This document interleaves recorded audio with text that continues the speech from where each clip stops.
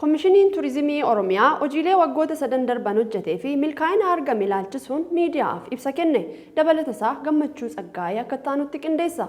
Koomishiniin Turizimii Oromiyaa hojiilee waggoota sadan darban hojjetee fi milkaa'ina argame ilaalchisuun guyyaa har'aa adoolessa 26 bara 2015 miidiyaaleef ibsa kenneera. Koomishinichi hojiilee qabeenya hawwata turizimii Oromiyaa beeksisuu irratti dabalataan turizimii Oromiyaa madda galii taasisuu fi Oromiyaa bifa dijitaalaan addunyaatti beeksisuudhaan waggoota sadan darban kana bu'a qabeessa ta'uusaa ilaalchisuun milkii waggoota sadan kanaa gama turizimiin gonfate irratti miidiyaaleef ibsa kennaa ooleera. Ibsa kanas biiroo muummee koomishinichaa kan Finfinnee kutaa Booleetti argamutti kan kennan yoo ta'u, keessumoonni kabajaa fi ogeeyyiin miidiyaalee argamuun sagantichaa hirmaataniiru.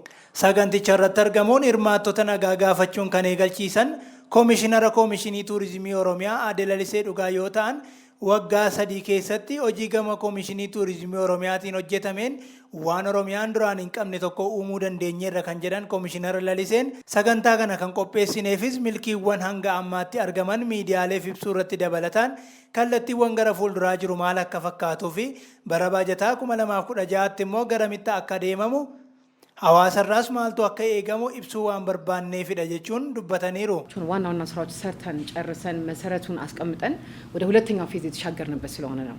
ሌላኛው ነገር ከዚሁ ጋር ተያይዞ የመጀመሪያውን ፌዛችንን በ3 አመት ውስጥ ቱሪዝም ላይ አሰች ያልነበረን ነገር ፈጥረናል ብለናል።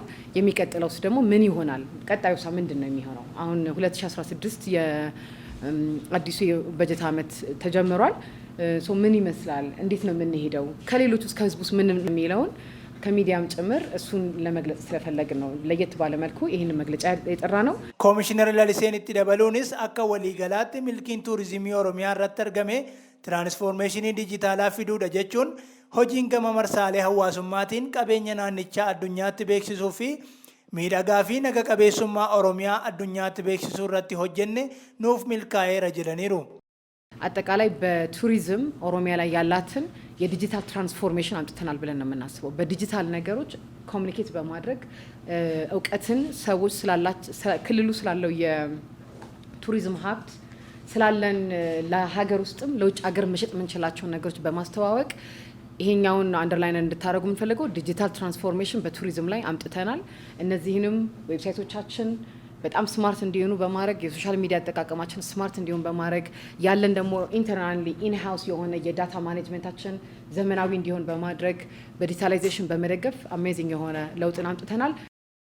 ኮሚሽኒን ቱሪዝሚ ኦሮሚያ ሆጂ ሚሶመ ቱሪዝሚ ገመ ቪዚት ኦሮሚያቲን አንጋ አማቲ ሆጀቴ ቆረኖ ረቱ እንዳውን ሆጂ ዲጂታላ ሄዱ አካ ሆጀቴ ካን ኢብሰን ኮሚሽነር ለሊሴን አንጋ አማቲ ሱራወኒ ፊ ሱር ሰገሌወን ሚደጊና አዳ ኦሮሚያ ቤክሲሰን teeraabaaytii 16 ol kan walitti qabaman yoo ta'u suuraawwan 1700 ta'an toora intarneetaa fi googil aartii irratti fe'amuun aadaa fi miidhagina Oromiyaa daawwachiisaniiru.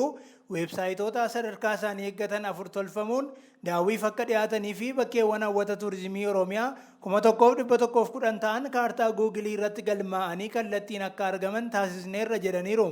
Gama gabaa beeksisaatiin koomishiniin kun waggoota 3 darban kanatti galii qarshii biliyoona 15 kan maddisiise yoo ta'u tuuristoota naannoo miliyoona 9.5 fi tuuristoota addunyaalessaa 200,000 fi 35,000 ol akka keessummeesses ibsa isaanii keessatti dhiyeessaniiru. Gama biraatiin kaayyoo sagantichaa fi hojiiwwan koomishinichi waggoota 3 kana hojjechaa tureef hojjechaa jiru ilaalchisuun ibsa gadi fagoo kan kennan itti aanaan koomishinara koomishinii tuurizimii Oromiyaa obbo Naggaa Wadaajoo koomishinichi wantoota ijoo 5 irratti hojjechaa kan ture yoo ta'u hojiiwwan kunneen akka misooma tuurizimii, gabaa tuurizimii babal'isuu, tuurizimii dijitaalaa guddisuu, michoominaa fi sassaabbiilee calloo ga'umsa dhaabbii sadarkeessuu irratti hojjechaa jirra jechuun obbo Naggaan dubbataniiru. Koomishiniin kun yeroo hundaa'u dhimmoota gurguddoo 5 irratti xiyyeeffate kan hojjetaa ture. Tokkoffaan misooma hawwata tuurizimiiti. Misoomni hawwata tuurizimii wantoota hedduu of keessaa qabaatus isaan ijoo kan jedhaman bakka haara galfii tuuristootaaf immoo mijuuwwan adda addaa yookaan tuurist amiiniitiis warra jedhaman mijeessuu bakka isaan haara galfatan nyaata dhugaatii wantoota tuuristootaaf barbaachisan mara guutuun barbaachisa. Akkasumas immoo bu'uuraalee misoomaa ofiisaa tuurizimiin hojjechuu hin danda'u. Qaamoleen bu'uuraalee misoomaa hundeessuudhaaf yookaan ijaaruudhaaf hoteela ijaaruudhaaf investimentii bal'isuudhaaf hundaa'an jiru akka mootummaatti jaraa wajjin wal ta'iinsaan waliin tumsuudhaan investimentiin tuurizimiin akka babal'atu gochuu keessatti illee gahee hin qaba jechuudha. inni lammataan maarkeetingii yookaan immoo gabaa turizimii babal'isuu fi dhaadhisa turizimii babal'isuudha. Bakkeewwan hawwata turizimii addunyaadhaaf biyya keessattis beeksisuun isa lammaffaati. Kan sadaffaan dijitaalaayizeeshiniidha. Amma dinagdeen addunyaa dijitaal ikoonomii ta'ee jira. Akka biyyaattis immoo kallattiin kun hin jira jechaadha. Akka sila kaasetti dameelee yookaan utubaalee dinagdee shanan addaan ba'an keessaa tokko ICT yookaan immoo tajaajila quunnamtiif odeeffannoodha. Kun immoo dandeessistuudha jechaadha ofii isaatiin. Karaa biraatiin immoo akkaataa dinagdeen immoo itti socho'uu danda'udha jechaadha. Inni afuraffaarra kan jiru michoominaa fi sassaabbii leecallooti. Ofii keenya qofaa keenya leecalloo maddisiisuu hin dandeenyu garuu leecalloon bakka bakkatti jira. Leecalloowwan kana iddoo tokkotti fiduudhaan gara kanatti akka inni dhangala'u gochuun yookaan immoo qaamolee kan immoo hojjetan wajjiniin waliin tumsuudhaan qisaasni akka hin jiraannee fi bu'aan akka dhufu gochuudha. Shanaffaaf inni murteessaan inni dhumaan standardization yookaan immoo gahumsa dhaabbilee tajaajila turizimiiti. Isaa yeroo dhiyootti jalqabne waggaa 2-3 irraan jalqabne irreef jalqabaa jirra. Dabalataan obbo Naggaan hojiiwwan kana keessatti bakkeewwan hawwata turizimii Oromiyaa kanneen turan beeksisuu qofa osoo hin taane haaraallee argachuudhaan galmeessa galii Oromiyaan turizimii irraa argattu guddisuun danda'ameeras jedhaniiru. Maqaawwan hin taanee fi jechoota adda addaa kan Oromiyaan nagaa miti jedhamee holola oofamu maqsuu fi Oromiyaan dachee naga qabeetti akka taate agarsiisuuf hojiin gama viizit Oromiyaatiin hojjetame naannolee biraafillee fakkeenya guddaa ta'eera jechuunis obbo Naggaan dabalataan ibsaniiru. Gara biraatiin immoo promotional campaign marketing campaign gurguddoo gaggeessine jechaadha. Kallattiiwwan Oromiyaa garaa garaatti deemuudhaan ofii keenya deemneeti akka inni daawwatu kan goone. Fakkeenyaaf Oromiyaan nagaa miti rakkoon jira namni deemuu hin danda'u jedhee dhiibbaan adda addaa iddoo garaa garaarraan dhufa. Kan immoo kan waan sirrii hin taanetti sirrii ta'u akka hin taane ofii keenya deemne akka hooggansaattis namoota bebbeekamoos artiistootas keenya fudhannee deemuudhaan Oromiyaan bakka daawwatamuu dandeessu ta'uu ishee ilaalcha kana cabsuu irrattis hojii guddaa hojjenneera jechaadha. Hojiin gama turizimii Oromiyaatiin hojjetamaa ture hedduu ta'ullee akka fakkeenyaatti hojii haroo baatuu irratti hojjetame yoo ilaalle argaa miidhagaa Oromiyaan ija addunyaa keessatti qabdu dabaluuf gargaareeras jedhaniiru. Haroo Dambal magaalaa Baatuu koriidarii turizimiiti garuu darbaniiti kan deeman malee bakka bultumaan turre. Secondary destination ta'e primary destination ta'uu hin dandeenye jechaadha. Isa kana maal goone waggaa waggaatti ayyaanni cuuphaan gaggeeffama. Ayyaanni cuuphaan akka addaatti kan gaggeeffamu haroo irratti jalqabee haroo irratti raawwata.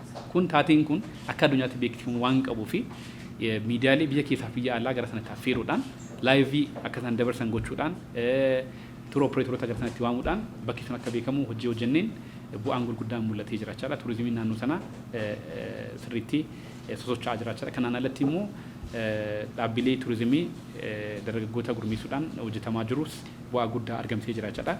Dhaabbata michuu Koomishinii Turizimii Oromiyaa kan ta'ee fi mootummaa naannoo Oromiyaatiin kan hundeeffame dhaabbanni Ijaa Developper jedhamus tumsa turizimii Koomishinii Oromiyaatiif godhe ilaalchisuun ibsa kan kenne yoo ta'u, dhaabbaticha bakka bu'uun Injiinar Biraanuu Tasfaayee hojii gama dhaabbata isaaniitiin hojjetamaa jiru irratti ibsa dabalataa kennaniiru. Hojiin dhaabbatichaas naannoo Oromiyaatti qabeenya turizimii jiru beeksisuuf beeksisa dijitaalaa irratti turizimiin Oromiyaa mul'ataa akka ta'uuf kan dhaabbatee fi waggoota 3 ol viizit Oromiyaa faana gama beeksisaatiin hojjechuu, bakka turizimii hojjechuun bareechuu, adeemsa daawwii mijeessuu, paarkiiwwan adda addaa ijaaruu, naannoo qubannaa tuuristootaa mijeessuu fi miidhagsuu, bakka walgayii magaalota gurguddoo irratti ijaaranii misoomsuu hojii ijoo isaa godhatee kan ka'ee fi milkaa'ina hojii Koomishinii Turizimii Oromiyaatiif gahee guddaa kan taphate ta'uusaa kaasuun hojii dhaabbatichaa ilaalchisuun Injiinar Biraanuun ibsa kennaniiru.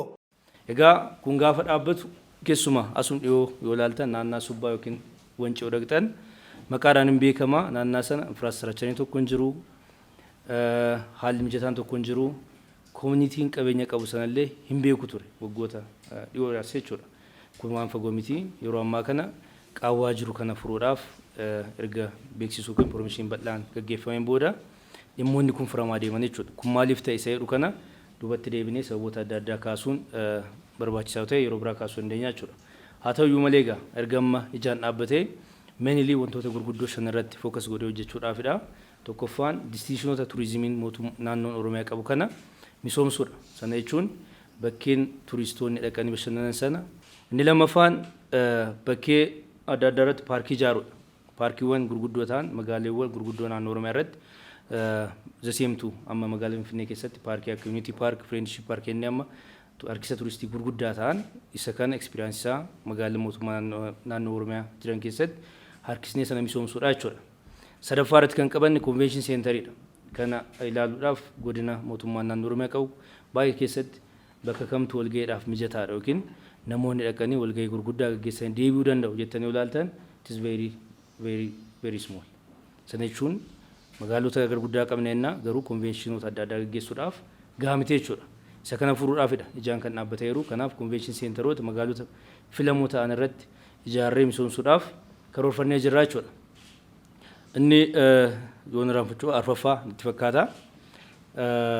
Bakkeewwan adda addaa irratti riil isteetota yookiin manni adda addaa ijaaruudha. Kana gaafa jennu sadarkaa isaanii kan eeggatan leegzarii abtuu low cost housing warreen ta'an magaalota adda addaa faana ta'uudhaan misoomsuu fi inni shanaffaan tuur and travelii sadarkaa isaa eeggate hundeessuudha jechuudha. Kanaaf bakka qabnaa hoteelota adda addaan ijaarraa erga kana gooneen booda turistoonni biyya alaa kaasanii amma loojota riizoortoota yookiin hoteelota qabnu keessatti dhaqanii boqotanitti kanaaf tiraanspoort faasilitii murteessaa waan ta'eef tuurizimii leevil irratti hojjechuudhaaf karoorfannee jirra jechuudha. Sagantaan Koomishinii Tuurizimii Oromiyaatiin qophaa'e kun hojiilee waggoota 3 keessa hojjetaman miidiyaaleef kan dhiyeesse yoo ta'u, hojiiwwan fuula duraa koomishinichaan hojjetamuuf akka karooraatti qabames of keessatti hammachiisuun ibsa kenname ture.